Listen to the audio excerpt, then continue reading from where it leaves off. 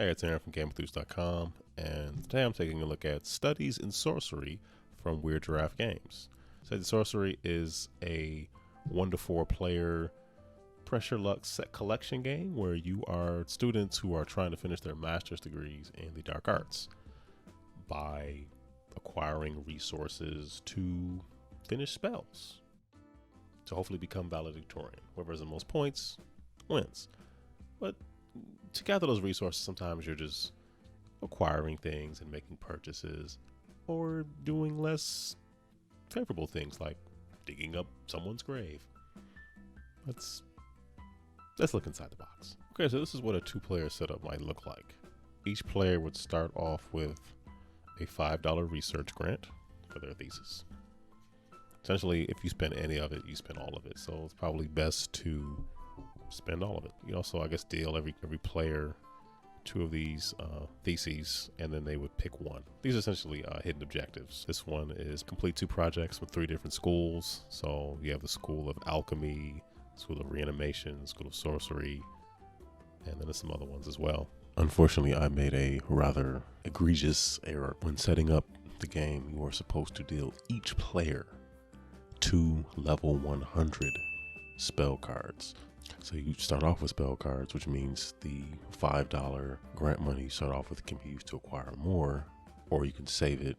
So in your first turn, you're probably going to want to do some grave digging so you can get some resources, and then you have an additional $5 from your grant money to spend on more spells.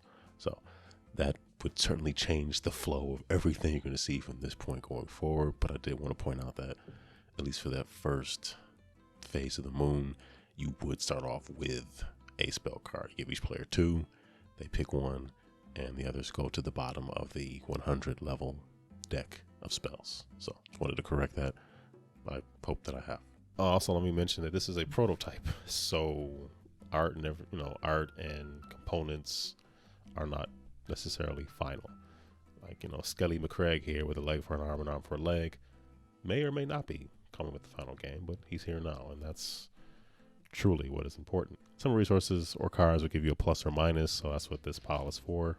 The time constraint of the game is based on taking any of the actions during the phases of the moon, but you're going to go through all the phases 4 times. So 1, 2, 3, 4. So for the first one, these are level 1 cards, level 2 cards, level 3 cards, and then for the first set of phases, phase 1 is going to be comprised of 2 columns of level 1 cards and 1 column of level 2 cards. And when you get to the end, the leftmost would go away, everything moves down, and then you'd have 1 set of level 1 cards and then 2 sets of level 2 cards, and you see 2 level 2s, 1 level 3, 1 level 2, and 2 level 3s as you go on like that.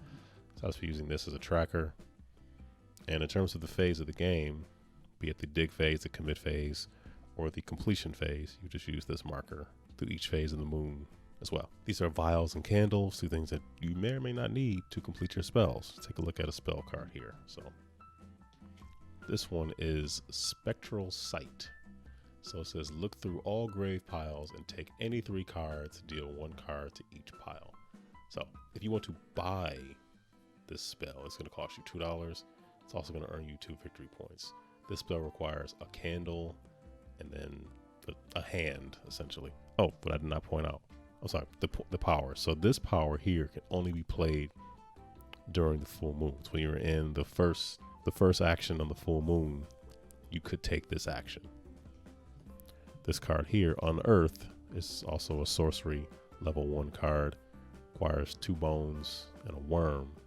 And during the new moon, during the first action phase, you could draw 6 cards, keep 4, then add the remaining 2 to any piles. These are the piles here. So your actions on your turn, for the first turn of each, is going to be you can dig. Dig means you're going to dig your own grave and save. You can look at each pair of cards here, and you can keep 1 set entirely based on what you're going for. So this one has the hand and a bone, another bone, and I guess a rib. So figure out what you want to do. Maybe get it for this one. You can only use 1 of the bone types in it, It has 2 available. These each have 2 available, but you only use 1. So you can't use both of these, like these icons. You can only just use 1.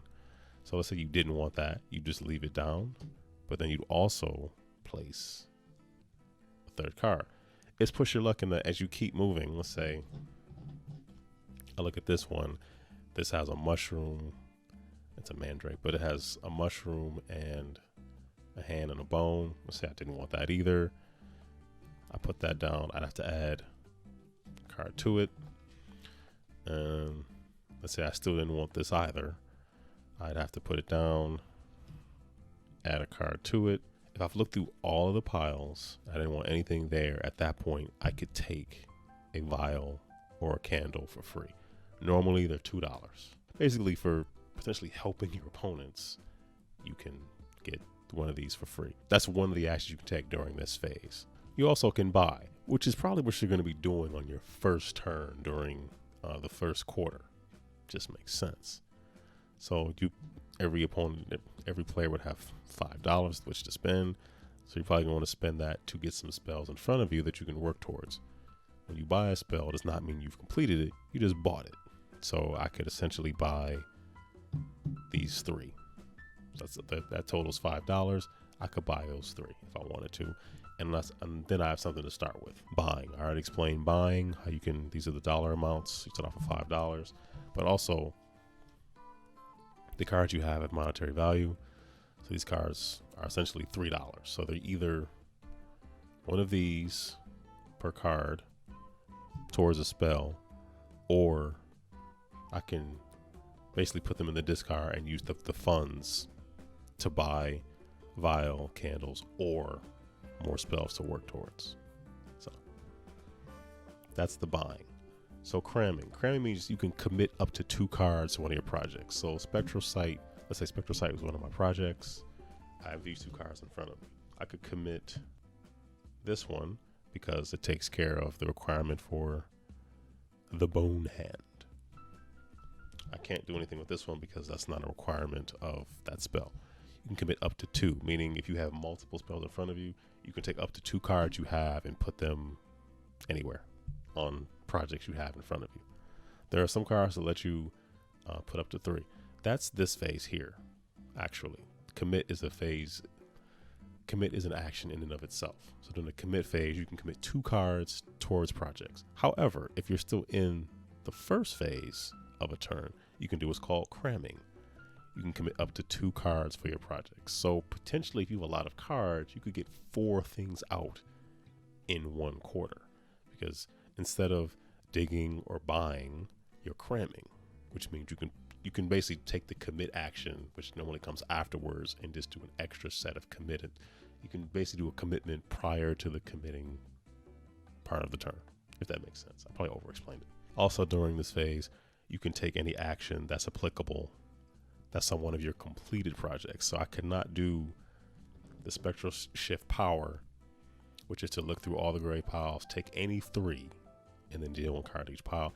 I could not take that action until I completed this and flipped it over. So that comes next. So the first things you can do is you can dig, you can buy, you can cram.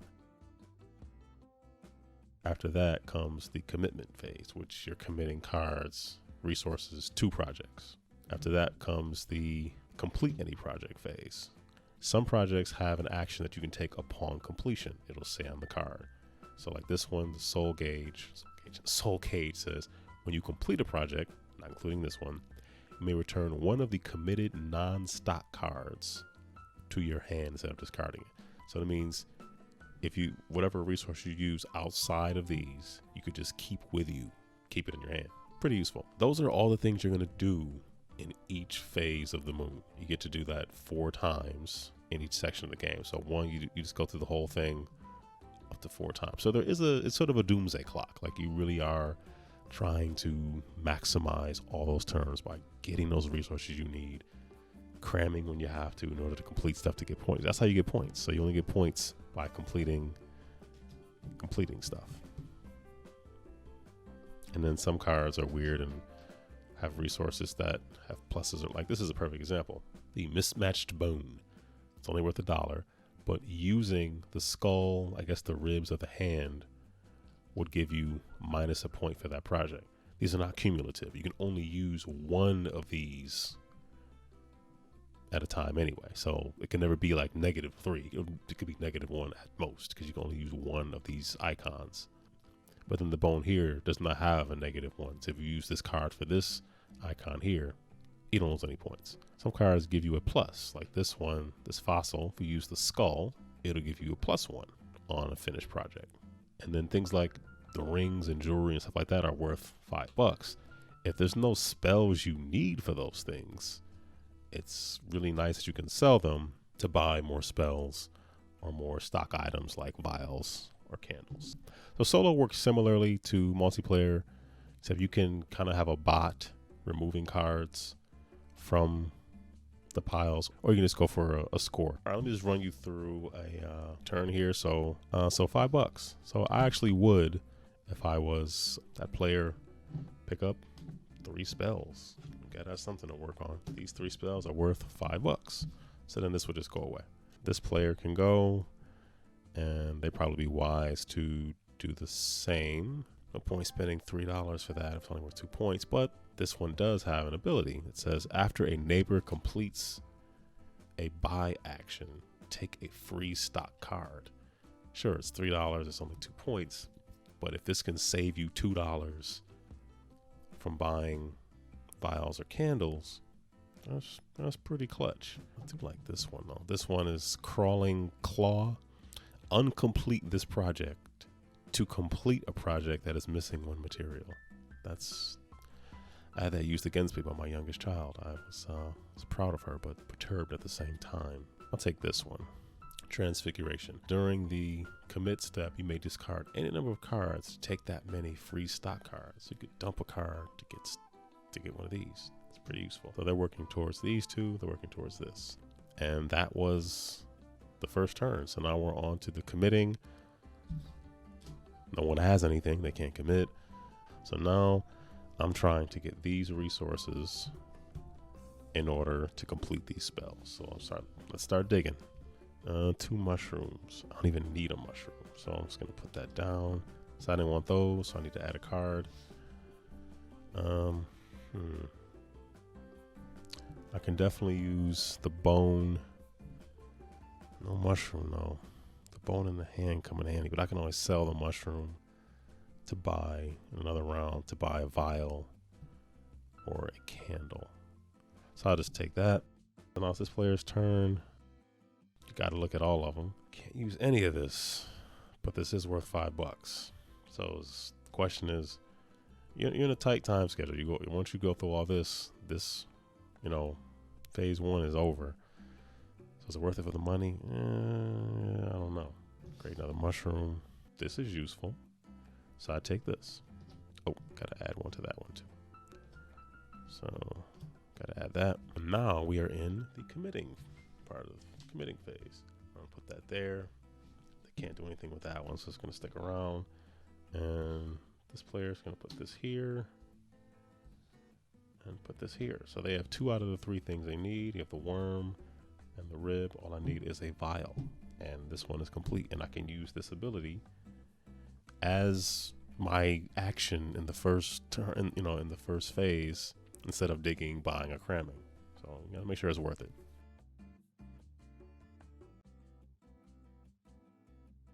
This player would probably sell the ring.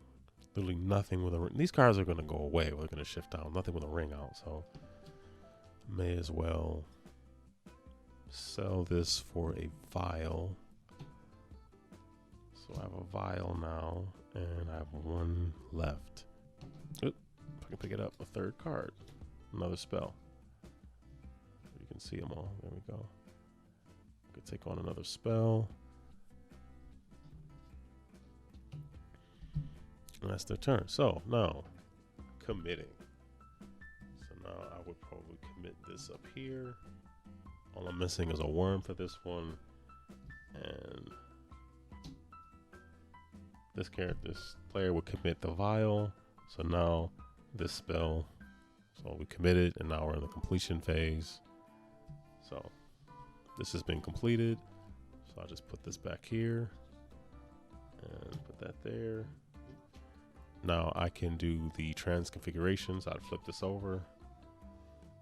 So now this one's complete. Now I have 2 points. And it says during the commitment phase, you may discard any number of cards to take that many free stock. But I can only do that during the full moon. I can't do it every turn. So the full moon. So yeah, that is essentially how Studies in Sorcery plays.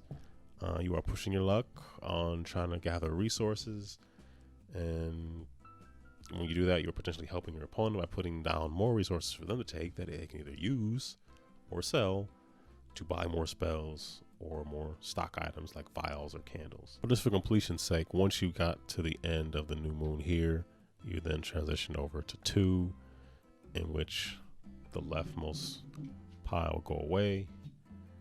Everything would move down. All the graves would stay there, and then you would populate another column with level 2 spells. If you like pushing your luck, like set collection, like theoretically digging up a grave while in pursuit of your degree, Studies in Sorcery is definitely a game for you. Kickstarter link is below. Thank you for watching.